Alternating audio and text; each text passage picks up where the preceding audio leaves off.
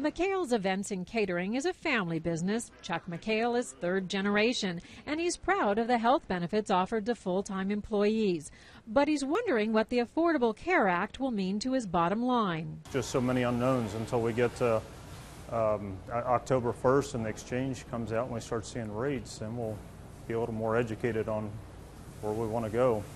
To make matters more confusing, the employer mandate to provide health insurance with 50 or more full-time workers was delayed a year.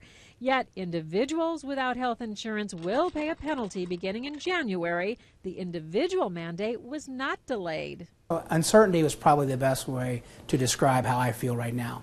Jack Nice says that as an employee at a company with 22 workers offered health insurance.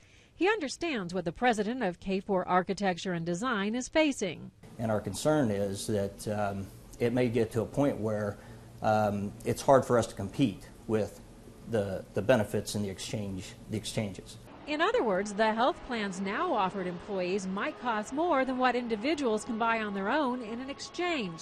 So does he then offer money to employees so they can buy their own coverage? And something I didn't mention about McHales, they don't always have 50 workers. They have a lot of seasonal workers. Going forward, Obamacare is a consideration. Well, it looks like it's easier. We stay under the 50. We don't fall into all the regulations, and we don't want to not grow, but we're keeping a close eye on it. Uncertainty around health care certainly surpassed economic uncertainty, and certainty about the economy as being one of the number one issue for employers. The Chamber of Commerce perspective is the Affordable Care Act isn't good for an economy that's recovering but struggling. And just to reinforce how confused small businesses are, the U.S. Chamber found 30% of small businesses are ready for the Affordable Care Act.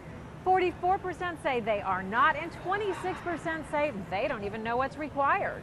Uncertainty in our mind and in anybody's mind when you're trying to plan your business doesn't bode well for moving ahead. John Venturella was among a handful of CPAs invited to Washington to talk to the assistant treasurer for tax policy.